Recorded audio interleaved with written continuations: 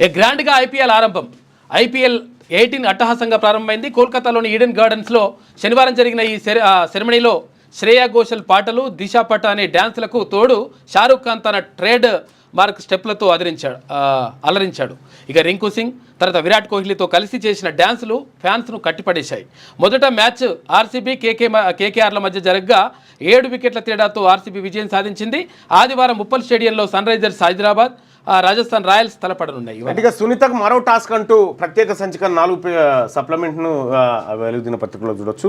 Sunitha Williams ఇక 25 ఏళ్ల దాకా డీలిమిటేషన్ వద్దు, జనాభా ప్రాతిపదికన చేపడితే ఒప్పుకోం, చేస్తే ఎంపీ సీట్ల సంఖ్యను మార్చొద్దు, హద్దులే మార్చాలి.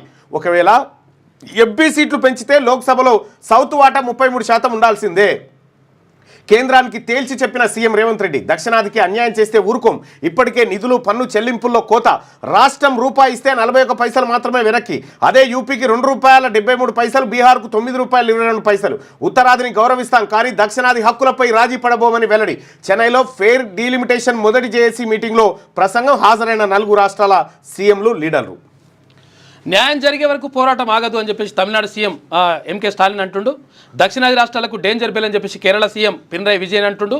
ఇక సీట్ల సంఖ్యను తగ్గించుకోమని చెప్పేసి కర్ణాటక డిప్యూటీ సీఎం. ఇంకొక ప్రేమ జంట క్యూనిస్ను ఆశ్రయించింది. వాళ్ళు పెళ్లి చేసుకున్నారంట. అయితే అమ్మాయి తరఫు బంధువులు వాళ్ళని చంపేస్తామని చెప్పి బెదిరిస్తూ ఉన్నారట. వాళ్ళు స్టూడియోకి వచ్చినారు. కాసేపట్లో వాళ్ళని మన ముందుకు తీసుకొస్తాం. సో మరి వాళ్ళకు ఎవరు బెదిరిస్తూ ఉన్నారు, ఏం కథ, వాళ్ళు మేము లైవ్లోకి వస్తామని చెప్పి రిక్వెస్ట్ చేస్తూ ఉన్నారు. సో నేను వాస్తవానికి మాట్లాడదాం అనుకున్నా, కానీ వాళ్ళు లైవ్లోకి రావడానికి ఇష్టపడతా ఉన్నారు. సో మరి కాసేపట్లో వాళ్ళని లైవ్లోకి తీసుకొస్తా. రైట్గా సీట్ల సంఖ్యను తగ్గించుకోమని చెప్పేసి Karnataka CM deputy CM DK Shivakumar అంటుండు. ఉత్తరాదిన సీట్లు పెరిగినా మాకు అన్యాయం అని చెప్పేసి పంజాబ్ సీఎం భగవంత్ సింగ్ మాన్ అంటుండు. రైట్గా జనాభా ప్రాతిపదికన చేపడితే ఒప్పుకోమని క్లియర్గా చెప్తా ఉన్నారు.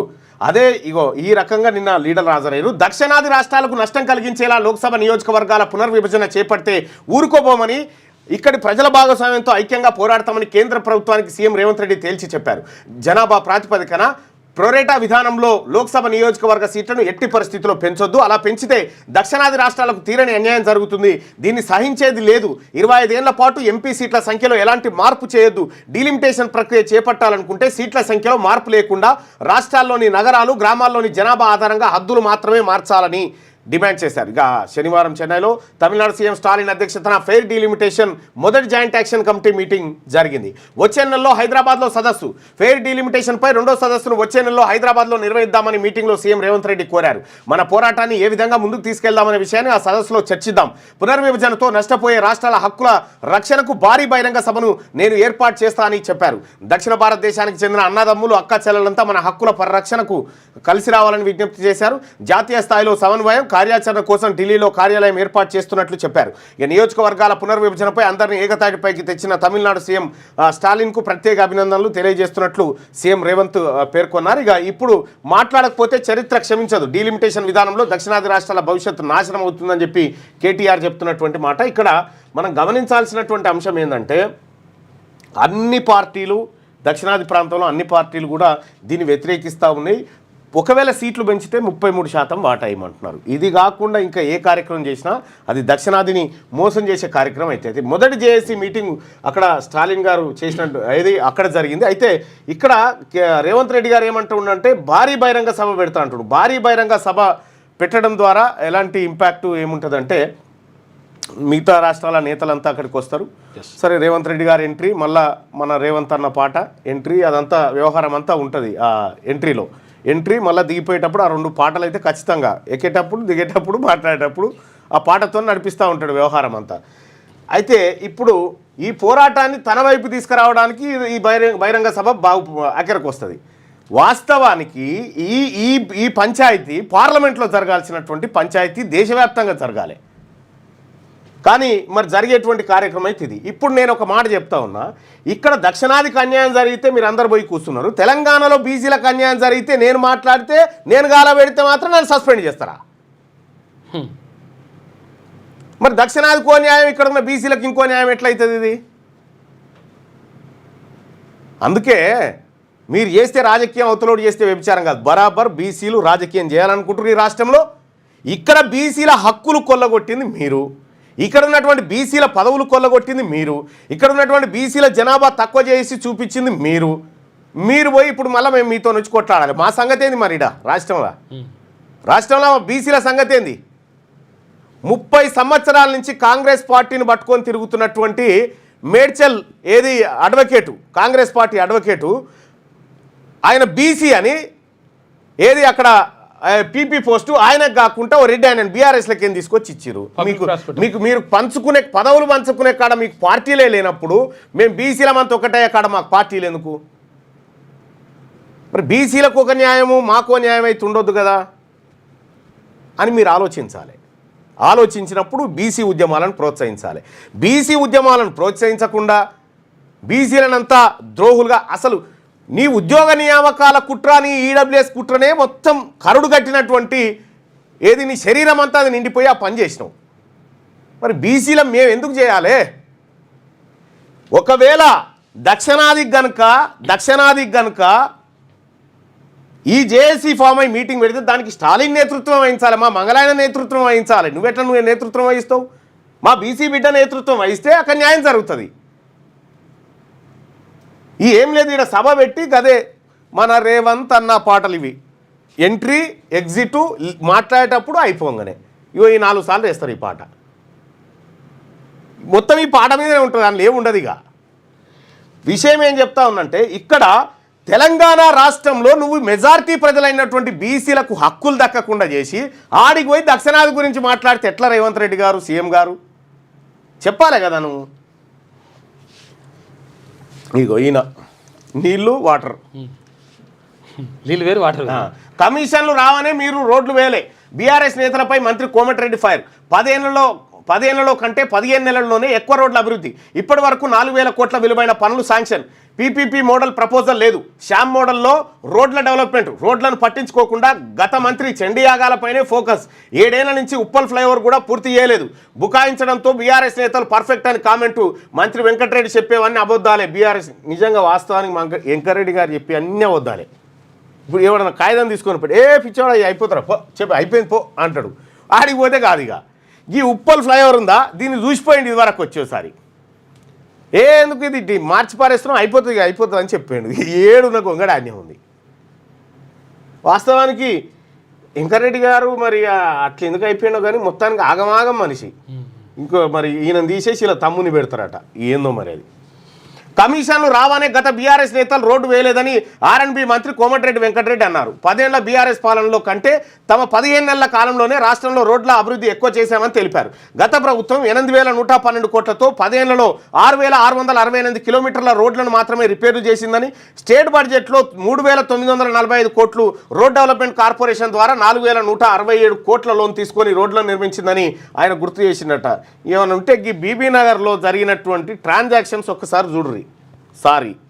సార్ లలిత కలడని గాడు ఉంటాయి బీబీ నగర్ కాడ.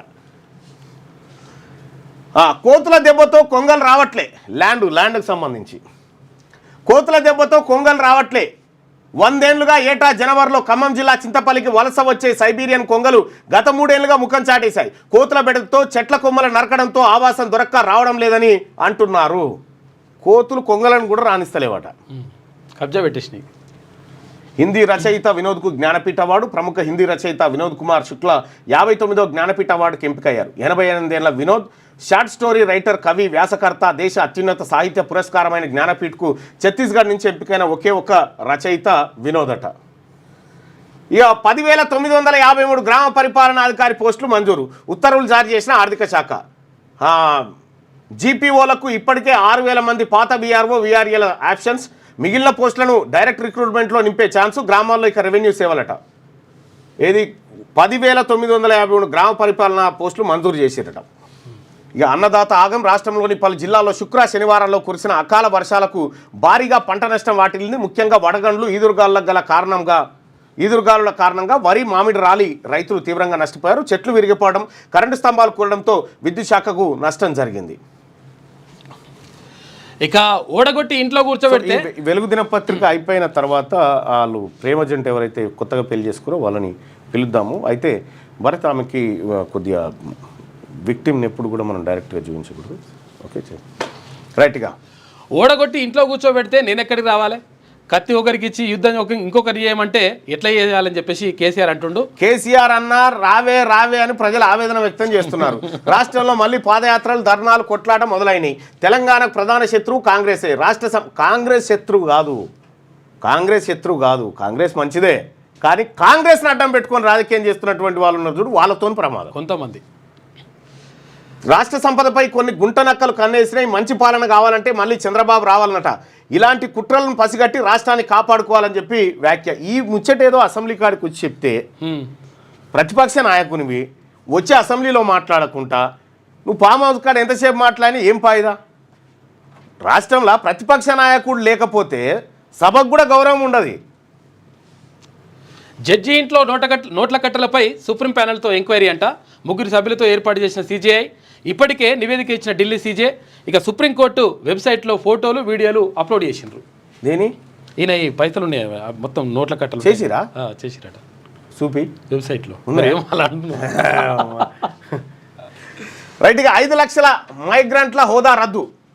అమెరికాలో ఉంటున్న 4 దేశాల వలసదారులకు ట్రంప్ షాకు. త్వరలో వారిని సొంత దేశాలకు పంపుతామని ప్రకటన. క్యూబా, హైతీ, నికరాగ్వా, వెనిజులా దేశాలపై ఎఫెక్టు. సర్కార్ నిర్ణయంపై ఫెడరల్ కోర్టులో దావాలు.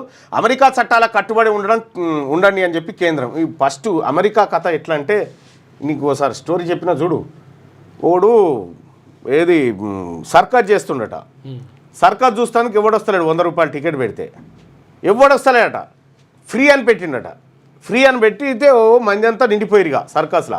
నిండిపోయాక గేట్లు మూసి ఆ సర్కస్లో ఉన్నటువంటి పులిని ఇడిచిపెట్టిండట. బయటికి పోవాలంటే 200 ఇవ్వనట. ఇగో గట్లుంది అమెరికా పరిస్థితి. అంతే. బయటికి మీరు బచాయించి బయటికి వెళ్ళిపోవాలంటే 200 ఇస్తే డోర్ తీయాలంటే గట్లుంది. ఇప్పుడు గోల్డ్ కార్డులు, ఈల్డ్ కార్డులు అమ్ముతా ఉన్నాడు ఆయన. గోల్డ్ కార్డులకు మస్తు గిరాకీ. ఒక్క రోజులోనే 1000 కార్డు సేల్స్. ఒక్కోటి $5 లక్షల, మొత్తం 43,000 కోట్లు ఇన్కమ్ అట గోల్డ్ కార్డు తోటి. బస్సు ఢీకొని 10th విద్యార్థిని మృతి. హెచ్ఎండిఏ డబుల్ డెక్కర్ బస్సు ఢీకొని 10వ తరగతి విద్యార్థిని చనిపోయింది. పరీక్ష రాసిన తర్వాత తన అన్నతో కలిసి స్కూటీపై ఇంటికి వెళ్తుండగా హైదరాబాద్లోని రాయదుర్గంలో శనివారం ఈ యాక్సిడెంట్ జరిగిందట. ఫ్లైఓవర్ దగ్గర జరిగింది. లేటెస్ట్ న్యూస్ తెలుగు మరియు ఇంగ్లీష్ అప్డేట్స్ కోసం ఇప్పుడే క్యూన్యూస్ అఫీషియల్ యాప్ ని ప్లే స్టోర్ నుండి డౌన్లోడ్ చేసుకోండి. సరికొత్త సమాచారాల కోసం క్యూన్యూస్ వెబ్సైట్ ని ఫాలో అవ్వండి. ఛానల్లో ప్రాంతీయ, జాతీయ, అంతర్జాతీయ వార్తలు వీక్షించండి. లైక్ చేయండి.